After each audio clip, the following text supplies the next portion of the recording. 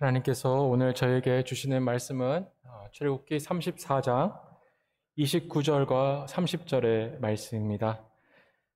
출애굽기 34장 29절과 30절 말씀입니다. 다 찾으신 줄로 알고 함께 한 목소리로 우리 두 절 말씀 함께 읽도록 하겠습니다. 모세가 그 증거의 두 판을 자기 손에 들고 시내산에서 내려오니 그 산에서 내려올 때에 모세는 자기가 여호와와 말씀하였음을 인하여 얼굴 커플에 광채가 나나 깨닫지 못하였더라. 아론과 온 이스라엘 자손이 모세를 볼 때에 모세의 얼굴 커플에 광채남을 보고 그에게 가까이 하기를 두려워하더니. 아멘. 할렐루야. 전도합시다. 이렇게 어려운 중에도 하나님께서 은혜 주셔서 함께 예배 드릴 수 있게 하신 것이 얼마나 감사한지 모르겠습니다. 여러분들은 사람은 어떻게 변화한다고 생각하십니까? 요즘에 책방에 가보면 자기 개발서에 관한 책들이 굉장히 많습니다. 사람들이 더 부지런해지고 싶고 더 효과적인 삶을 살고 싶고 이런 변화에 대한 갈증들이 많이 있는 것 같은데요. 변화는 어떻게 한다고 생각하십니까? 제 생각에는 사람은 누구를 만나느냐에 따라 변화가 되기도 하고 때로는 변질이 되기도 하는 것 같습니다. 그렇게 사람 때문에 만남으로 인해서 변화된 이야기 중에 제 친구의 이야기를 하나 들려드렸으면 좋겠는데요. 제 친구는 미국에 중학교 때 이민을 와서 적응을 하지 못하고 방황을 참 많이 했습니다. 그래서 가출도 많이 하고 또 참 그 어린 시절을 방황하는 그 날들로 이렇게 보냈던 어두운 시절을 보낸 그런 친구가 있었는데 그게 다 친구를 잘못 만나서 그렇게 됐던 것이었습니다. 그런데 이 친구가 변화되는 계기가 있었는데 이것 역시 만남으로 변화가 되는 그런 것을 제가 보았습니다. 누구를 만났느냐? 여자친구를 만났습니다. 근데 이 여자친구가 예수님을 너무나 잘 믿는 그런 자매였습니다. 그래서 교회 안 나간다 그러면 교회 데리고 나가고 공부 안 한다 그러면 공부시키고 그래가지고 제 친구가 대학도 졸업을 하게 되고 나중에는 그 미국 교통부에서 일하는 공무원이 그 취직이 돼서 일을 하게 되었습니다. 이렇게 생각했을 때 변화라는 것은 우리가 노력해서 이루어내는 것이 아니라 만남의 축복을 통해서 누구를 만나느냐에 따라서 우리의 인생이 변화된다고 해도 틀린 말은 아닐 것 같습니다. 성경에서도 이렇게 보시면요. 만남을 통해 하나님께서 사람들을 변화시키시는 것이 나오는데 특별히 하나님께서 우리 같은 사람들을 만나주셔서 인생을 변화시키시는 그런 이야기들로 성경은 가득합니다. 그래서 저는 오늘 말씀을 통해서 어떻게 좋은 만남과 나쁜 만남이 우리 삶을 변화시키기도 하고 또 변질시키기도 하는지를 한번 살펴보고요. 또 어떻게 하면 하나님과 더 깊은 그런 만남과 교제를 하며 우리가 살 수 있는지를 전하며 은혜를 나누기를 원합니다. 오늘 본문의 내용은 모세의 이야기입니다. 모세가 하나님을 만나서 그 임재 가운데 깊이 들어가서 변화가 되어지는데 어느 정도로 변화가 되어지냐면 얼굴에서 광채가 날 정도로 변화가 되어집니다. 이 말씀이 그런데 나오기 전에 이 모세의 그 변화된 모습이 나오기 전에 변질된 사람들의 이야기도 나옵니다. 특별히 그 대표로 32장을 보시면 그 아론의 변질된 모습이 이렇게 나옵니다. 여러분 잘 아시는 것 같이 아론은 모세의 형인데요. 이야기는 이렇습니다. 하나님께서 이스라엘 백성들을 출애굽시키셔서 한 2년 정도 후에 시내산에 도착을 합니다. 오랜 시간을 걸어서 한 1년 11개월, 한 2년 정도 됐을 때 시내산에 도착하게 되는데 여러분 아시는 것 같이 시내산은 하나님의 산입니다. 거룩한 산입니다. 그곳에서 하나님께서 십계명을 주시고 또 그 백성들에게 언약을 주시기 위해서 모세에게 산 위로 올라오라고 말씀하십니다. 40일간 모세는 그 산 위에 올라가서 하나님 말씀 받고 언약 받고 십계명을 받는 그 시간을 갖게 되어지는데 아래서는 모세가 그 위에서 십계명을 받고 있을 때 아래서는 정말 무서운 일들이 일어나기 시작하는데 그것이 무엇이냐면 사람들이 모세가 내려오지 않으니까 초조해서 아론을 찾아갑니다. 그래서 아론에게 우리를 이끌어줄 수 있는 우상을 좀 만들어 달라라고 얘기를 합니다. 아마도 모세가 지금까지 하나님을 대표해서 이끌었기 때문에 모세를 보면서 안정감을 찾고 모세를 통해서 하나님이 살아계신 것을 느꼈는데 모세가 오질 않으니까 두려웠던 것 같습니다. 그래서 애굽의 오랜 세월 동안 그 몸에 배어있는 그 우상 숭배, 그걸 버리지 못하고 그 문화를 버리지 못하고 와서 우리에게 우상을 좀 만들어 주십시오라고 아론에게 부탁을 합니다.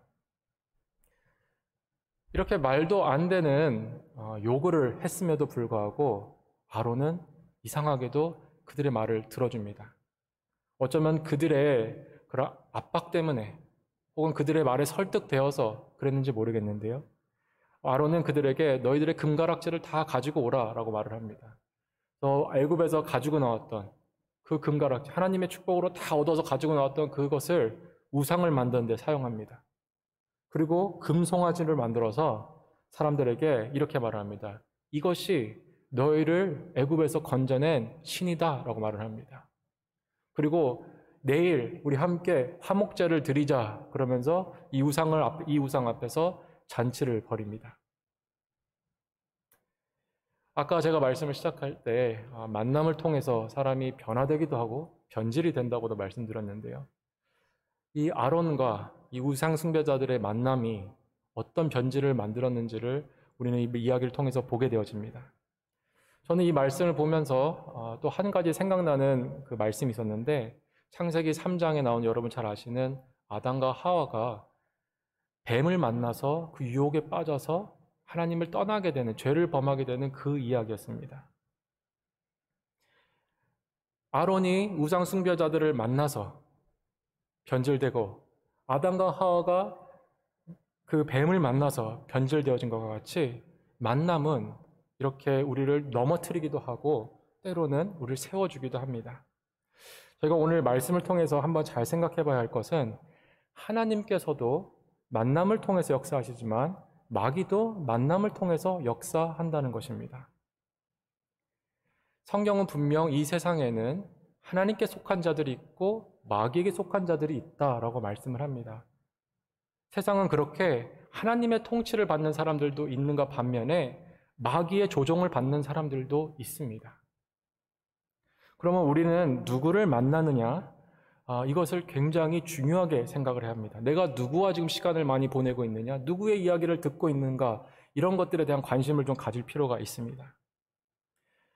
이 말씀을 잘못 오해하시면 그러면 아무도 만나지 말고 그냥 세상 사람들 만나지 말고 예수님 잘 믿는 사람들만 만나야겠네요. 세상 사람들은 다 피해야겠네요. 라고 생각하실 수도 있는데요. 제가 드리는 말씀은 그것이 아니라 만남을 조심해야 된다는 것입니다. 우리가 세상 사람들을 안 만나면 그것도 하나님께서 기뻐하지 않으실 것입니다. 왜냐하면 어떻게 전도할 수 있고 어떻게 선교할 수 있겠습니까? 그러나 우리가 성경을 통해서 생각해 봐야 할 것은 우리의 만남 속에 영적인 역사들이 있다는 것, 마귀도 역사할 수 있고 하나님도 역사할 수 있다는 것을 깨닫고 우리의 만남을 조심해야 된다는 것입니다. 예를 들어서 나에게 자꾸 불신의 마음을 주는 사람, 나에게 자꾸 의심하는 그 마음을 주는 사람, 이런 사람들을 저희가 피해야 합니다. 그리고 때로는 아닌 것은 아니다라고 말할 수 있어야 합니다. 그리고 자꾸 불평불만하는 사람, 그리고 다른 사람 시기하고 비방하는 사람, 이거는 분명 마귀에게 속한 사람입니다. 하나님은 사랑이시기 때문에 그렇게 비방하고 남을 헐뜯고 이러는 가운데 하나님 함께하지 않으십니다. 이런 사람들은 저희가 피해야 할 필요가 있습니다. 오늘 이렇게 말씀을 보시면 아론이 사람 잘못 만나서 이 우상 숭배자들과 잘못 어울려서 이렇게 됐구나라는 것을 저희가 보기도 하지만 또 반대로 하나님을 잘 만났더니 거룩하게 변화되는 그 사람도 보게 되어지는데요. 그 사람이 바로 모세입니다. 아론과 이스라엘 백성들이 시내산 아래서 우상 숭배하고 있을 때 아까 말씀드린 것 같이 모세는 시내산 위에서 하나님 앞에서 기도하고 있었고 말씀 받고 있었습니다. 하나님께서 말씀을 하시다가 모세에게 지금 아래서 우상 숭배를 하고 있다. 내 백성들이, 하나님이 그때는 나의 백성이라고 말씀하지도 않으시고 모세에게 네 백성들이, 너의 백성들이 지금 우상 숭배하고 있다. 내가 그들을 다 멸해버릴 것이다. 내려가라. 하나님께서 말씀하십니다.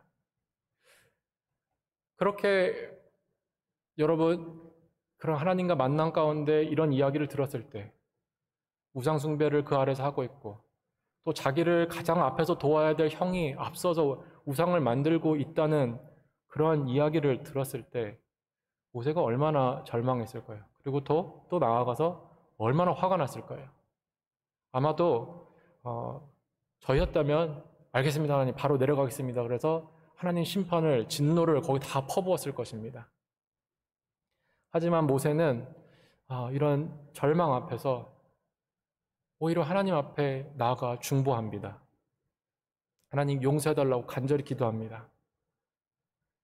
그런 힘든 상황 속에서 하나님 임재 속으로 더 나아가려고, 하나님의 그 만남, 하나님과의 그 만남 가운데 더 나아가려고 노력하면서 이 불쌍한 이스라엘 백성들, 죄를 지면서도 죄를 짓고 있는지 모르는 이 백성들 하나님 용서해달라고 하나님 앞에 나아가서 기도합니다. 중보합니다. 놀라운 것은 하나님께서 얼마나 모세와의 관계가 친밀하셨으면 이 불과한 이 사람의 말을 듣고 하나님께서 그래 알았다, 내가 진노를 거두겠다라고 말씀하십니다. 이 중보자의 기도를 들어주신 것입니다.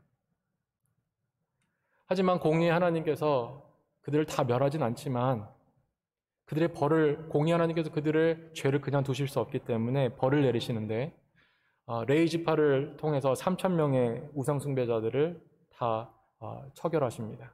그리고 역병을 보내셔서 이스라엘 사람들에게 책망을 하십니다. 근데 이 재앙보다 더 무서웠던 재앙은 무엇이었냐면, 하나님께서 뭐라고 모세에게 말씀하셨냐면, 내가 너희들이 젖과 꿀이 흐르는 땅까지는 보내주겠다. 그런데 내가 너희와 같이 가지는 않겠다라고 말씀하십니다. 다시 말해서 거리를 두겠다고 하나님께서 말씀하신 것입니다. 그 죄인들과 내가 함께 할 수가 없다라고 하나님께서 말씀하신 것입니다. 출애굽기 33장 33절에 보시면 하나님께서 너희로 젖과 꿀이 흐르는 땅에 이르게 하려니와 나는 너희와 함께 올라가지 아니하리니 너희는 목이 곧은 백성인즉 내가 중로에서 너희를 진멸할까 염려함이나 하시니. 너희들이 너무나 말을 안 듣기 때문에, 너희들 죄가 너무나 많기 때문에 같이 갔다가 내가 너희들 다 죽일까 내가 겁난다. 나 그래서 너희들과 함께 갈 수가 없다. 하나님께서 말씀하십니다. 이것은 그 어떤 심판보다도 무서운 이야기였습니다. 이스라엘 백성들이 아무리 약속의 땅을 들어간들, 그곳에서 축복을 누리고 그곳에서 물질적인 그런 은혜들을 다 누린다고 한들, 복을 주시는 하나님이 그들과 함께하지 않으시면 그것이 다 무슨 소용이 있겠습니까? 그것은 죽은 것이나 마찬가지입니다. 그래서 이런 국가의 위기 앞에서 모세는 다시 한번 이스라엘 백성들을 위해서 하나님 앞에 중보합니다. 어떻게 하나님 앞에 중보를 하냐면요, 하나님께서 죄를 범한 이스라엘 백성들과 같이 하실 수 없기 때문에 하나님께서 그 진영에서 구름을 거두십니다. 그것에 같이 계실 수가 없는 것이죠. 그러니까 모세가 하나님을 만나기 위해서 진영 밖으로 나아갑니다. 진영 밖으로 나아가서 장막을, 텐트를 하나 거기서 세워서 거기 들어갑니다. 그리고 거기서 하나님 앞에 중보합니다. 하나님 돌아오십시오. 하나님 이들과 함께 해주십시오. 라고 기도합니다. 출애굽기 33장 7절에 보시면 그 장막을 치는 이야기가 나오는데요. 거기서 뭐라고 나오냐면, 모세가 항상 장막을 취하여 진 밖에 쳐서 진과 멀리 떠나게 하고 회막이라 이름하니 여호와를 앙모하는 자는 다 진 바깥 회막으로 나아가며. 아멘. 여러분, 여기서 그 장막을 모세가 만들어 놓고 이것을 회막이다 라고 부릅니다. 회막. 이것은 영어로 얘기하면 tent of meeting, 그러니까 만남의 공간, 만남의 장소, 만남의 텐트라는 뜻이죠. 거기서 모세가 하나님을 만나는 것입니다. 그리고 하나님께 중보하는 것입니다.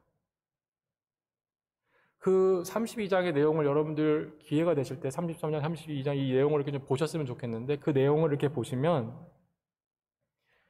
하나님께서 얼마나 친밀하게 모세와 대화를 하시는지 모릅니다. 예를 들어서 33장 그 13절에 이렇게 보시면 친구와 같이 이렇게 모세가 얘기를 하는데요, 하나님과. 13절에 이렇게 기록되어 있습니다. 모세가 이야기하는 것인데요. 내가 참으로 주의 목전에 은총을 입었사오면 원컨대 주의 길을 내게 보이사 내게 주를 알리시고 나를 주의 목전에 은총을 입게 하시며 이 족속을 주의 백성으로 여기소서. 하나님, 나를 긍휼히 여기신다면, 나를 좋아하신다면, 나를 그렇게 사랑하신다면 이 백성들도 좀 불쌍히 여겨주십시오 라고 말하는 것이죠. 하나님께서 14절에 이렇게 대답을 하십니다. 여호와께서 가라사대 내가 친히 가리라 내가 너로 편케 하리라. 아멘. 되게 여기 참 중요한 말씀인데요. 이스라엘 백성이 예뻐서 그들을 안아주시겠다고 하는 것이 아니라 모세, 너 때문에 내가 그들을 용서하겠다라고 말씀하시는 것입니다. 내가 너를 편케 해주겠다. 네 마음 많이 불편하지? 내가 너 때문이라도 저들을 용서해줘서 너의 마음을 편케 하겠다라고 말씀한 것입니다.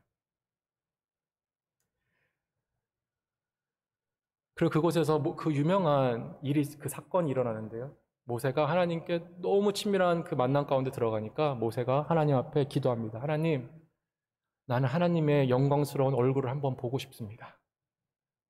욥이 고백했던 것 같이 계속 말씀으로만 들어왔던 것이죠, 하나님을. 목소리만, 하나님 목소리, 음성만 계속 들었는데 하나님 얼굴 한 번만 보여주십시오. 하나님의 영광을 한번 좀 보여주십시오 라고 부탁을 합니다. 근데 하나님이 거절을 안 하십니다. 모세를 정말 사랑하시는 거죠. 거절하지 않으시고 모세에게 네가 내 얼굴을 보면 죽으니까, 내 영광스러운 얼굴을 보면 너가 죽으니까 내가 반석에 서 있으면 너 지나갈 것이다. 그리고 나의 뒤를 너에게 보여주겠다라고 말씀하십니다. 그렇게 하나님의 영광을 모세는 마주하게 됩니다. 그리고 그런 영광 속에서 하나님과 대화하고 하나님과 만남을 갖습니다. 그랬더니 놀라운 일이 일어나는데 모세가 변화됩니다. 하나님의 임재 가운데 그렇게 오래 있다 보니까 새로운 사람같이 변화되는데 속사람만 변한 것이 아니라 겉사람까지 변화되어서 얼굴에서 광채가 났다고 오늘 말씀에 증거하고 있습니다. 29절 제가 한번 읽도록 하겠습니다.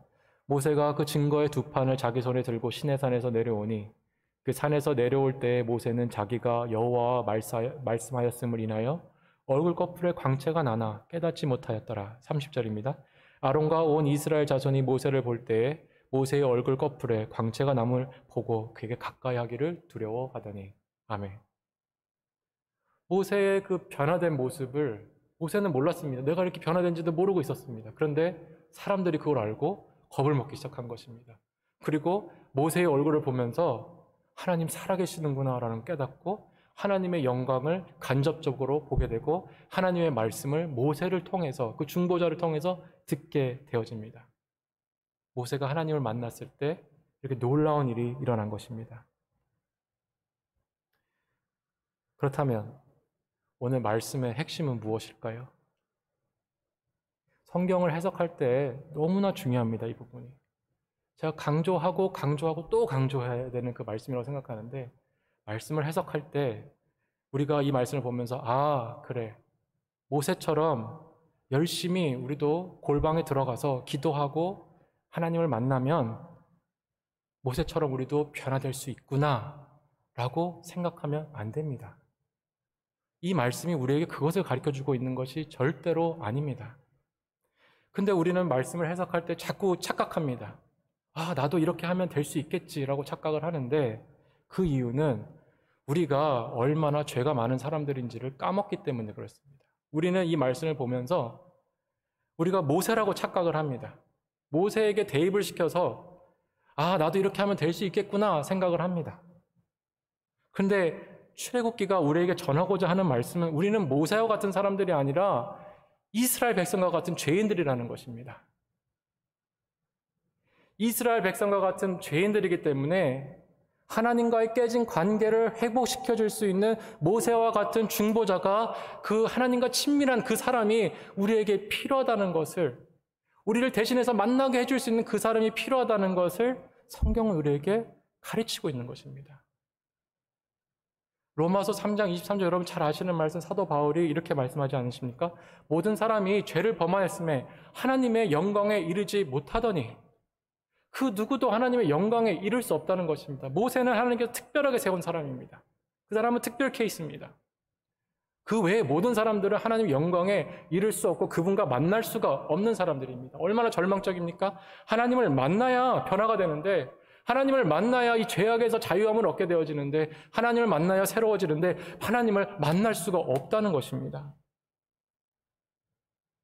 그래서 출애굽기가 우리가 가르쳐주는 것은 우리에게는 모세와 같은 중보자가 필요합니다 라고 가르쳐주는 것입니다. 여러분, 우리가 하나님과 단절되어져서 얼마나 절망적인 삶을 살게 되었습니까? 그 아담의 죄악으로 인해서 우리의 삶은 정말 고독과 절망과 좌절과 외로움의 연속입니다. 하나님과 단절되어 버린 우리의 삶은 그런 삶입니다. 아무리 내 자신을 변화시키고 싶어도 변화시킬 수 없는 그 암울함 속에서 우리는 하루하루를 살아가고 있습니다. 하지만 성경은 우리에게 복음의 소식을 전합니다. 기쁜 소식을 우리에게 전합니다. 하나님께서 우리 같은 죄인들을 긍휼히 여기시고 은혜를 베푸셔서 모세보다 더 위대한 중보자이신 하나님의 아들 예수 그리스도를 우리에게 보내주셨다라고 기쁜 소식을 우리에게 전해주십니다. 그리고 그 위대하신 분이 인간의 육신을 입으시고 우리 가운데 오셔서 함께 사셨다라고 말씀합니다. 우리 가운데 함께 거하셨다, 우리를 만나주셨다라고 말씀을 합니다. 요한복음 1장 14절 한번 봤으면 좋겠는데요. 요한복음 1장 14절에 이렇게 보시면 여러분 너무나 잘 아시는 말씀인데 그래도 한번 성경을 펴고 봤으면 좋겠습니다. 요한복음 1장 14절입니다. 요한복음 1장 14절 보시면 이렇게 기록되어 있죠. 말씀이 육신이 되어 우리 가운데 거하심에 우리가 그 영광을 보니 아버지의 독생자의 영광이요 은혜와 진리가 충만하더라. 아멘. 이스라엘 백성들이 모세의 그 빛나는 얼굴을 봤을 때 그 충만한 것을 보았는데 우리도 예수 그리스도를 볼 때 그 충만한 것을 보게 되어진다는 것입니다. 근데 여기서 더 중요한 말씀은 요한복음 1장 14절에 말씀이 육신이 되어 우리 가운데 거하심에 라는 말씀입니다. 거하심에. 이 거하신다는 이 말씀은 헬라어 원문을 보면 장막을 치심에라는 말 기록이 되어 있습니다. 텐트를 치심에. 다시 말해 거룩하신 하나님의 아들이 인간의 몸을 입으시고 우리의 진영 가운데, 이 더러운 진영 가운데 들어오셨다는 것입니다. 그리고 우리 가운데 장막을 치시고 함께 거하셨다. 그 말씀입니다. 아까 보셨던 출애굽기 33장에서 여러분 잘 아시는 것 같이 하나님께서 이스라엘 백성들과 함께 거하실 수가 없었습니다. 그들이 너무 더러운 죄를 지었기 때문에, 우상 숭배했기 때문에 제1계명, 2계명 다 어겨버렸기 때문에 하나님이 거기 거하실 수가 없었습니다. 그래서 진영 밖에서 만나셨는데 하나님의 계획은 진영 밖에서 계속 만나시는 것이 아니었습니다. 하나님의 계획은 우리 가운데 찾아오시고 우리를 만나주셔서 우리를 변화시켜 주시는 것이었습니다. 그래서 하나님의 그 완벽한 시간에 육신을 입으시고 성자 되신 하나님께서 우리 가운데 거하심으로 찾아오셔서 함께 해주신 것입니다. 아무리 하나님을 만나고 싶어도 만날 수 없었던 저와 여러분이 하나님을 만나게 된 것입니다. 예수님을 통해서 하나님을 만나게 되고 변화되게 되어진 것입니다. 제가 설명하지 않아도 여러분의 삶을 한번 돌아보십시오. 어떻게 예수님을 만나고 여러분의 삶이 변화됐는지. 이 위대하신 중보자이신 예수 그리스도가 어떤 분이신지 오늘 이 밤에 다시 한번 생각해 보시길 원합니다. 모세는 분명 위대한 중보자였습니다. 위대한 하나님의 종이었습니다. 그러나 그는 그저 인간일 뿐이었습니다. 그러나 예수 그리스도는 하나님 그 본체셨습니다. 그분이 우리를 찾아오셨습니다. 모세는 하나님과 제한적인 교제를 나눌 수밖에 없었습니다. 인간에 불과했기 때문에 그렇습니다. 그러나 예수 그리스도는 제한적인 교제가 아니라 영원토록 아버지와 함께 하시는 성삼위 하나님이셨습니다. 그리고 모세의 얼굴에서는 잠깐 빛이 났었지만 예수 그리스도는 하나님의 영광의 빛 그 자체십니다. 그분이 이 땅에 우리를 만나기 위해서 찾아오셨고 우리는 그분을 만났습니다. 하나님을 보게 된 것입니다. 예수님의 제자였던 빌립이 하루는 예수님께 이렇게 물어봤습니다. 주여, 아버지를 우리에게 보여주옵소서. 그리하면 족하겠나이다. 예수님, 하나님을 한번 좀 보여주십시오 라고 말했을 때 예수님께서 이렇게 말씀하십니다. 예수께서 가라사대 빌립아, 내가 이렇게 오래 너희와 함께 있었으되 네가 나를 알지 못하느냐? 나를 본 자는 아버지를 보았거늘 어찌하여 아버지를 보이라 하느냐? 아멘. 사랑하는 성도 여러분, 예수님께서 나를 본 자는 아버지를 본 것이나 마찬가지다라고 말씀하십니다.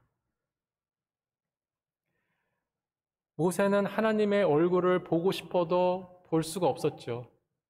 그래서 하나님께서 등만 보여주셨습니다. 하지만 하나님께서는 저에게 그 얼굴을 돌리사, 그 얼굴을 우리에게 비추사 예수 그리스도를 통하여서 우리에게 그 얼굴을 직접 보여주시고 우리를 만나 주셨습니다. 여러분, 이것을 믿으십니까? 예수 그리스도를 믿음으로 바라보는 자들은 하나님을 만난 사람들입니다. 하나님의 그 영광과 그 얼굴을 보고 있는 사람들입니다. 그렇다면 우리가 하나님과 더 깊은 만남을 가지며 살기 원한다면 어떻게 해야 할까요? 난 하나님을 더 보며 살기 원합니다. 그렇다면 우리가 예수 그리스도를 더 바라봐야 합니다. 말씀을 통해서 예수 그리스도를 더 바라봐야 합니다.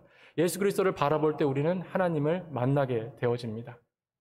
그래서 히브리서 기자는 믿음의 주요 또 온전케 하시는 이인 예수를 바라보자라고 말씀합니다. 이것이 신앙의 핵심입니다. 기독교 신앙의 핵심입니다. 하나님을 만나 뵙는 그런 영광스러운 삶을 살기를 원하십니까?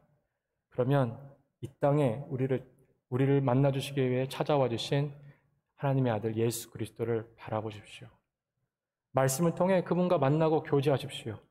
그렇게 할 때에 하나님께서 그 얼굴을 비추사 여러분의 얼굴도 빛나게 해주실 것이고 여러분의 삶을 변화시켜 주실 것입니다.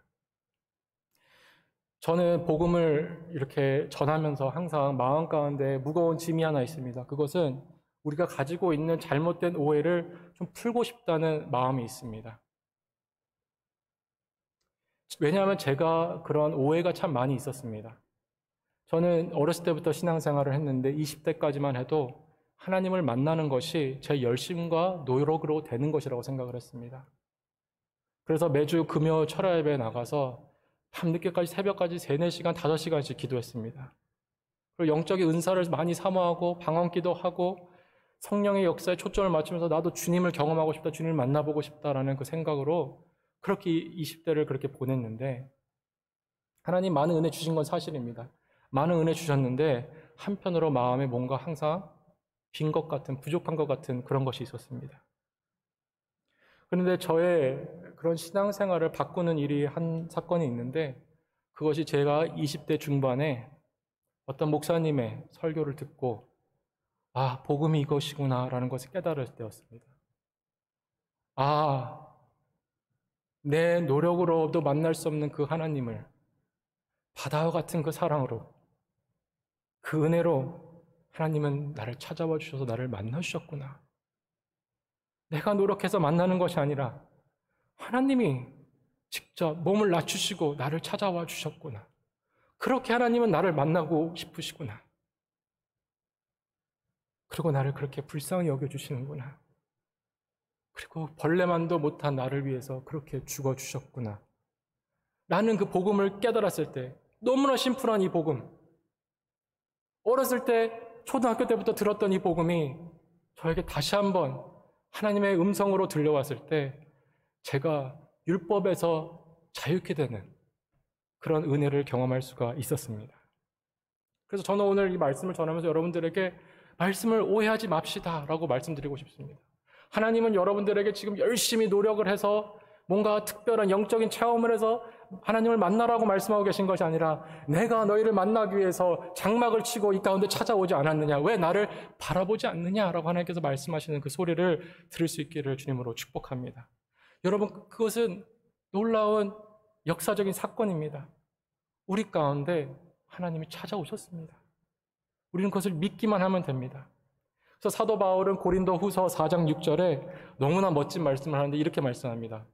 어두운 데서 빛이 비추리라 하셨던 그 하나님께서 예수 그리스도의 얼굴에 있는 하나님의 영광을 아는 빛을 우리 마음에 비추셨느니라. 아멘.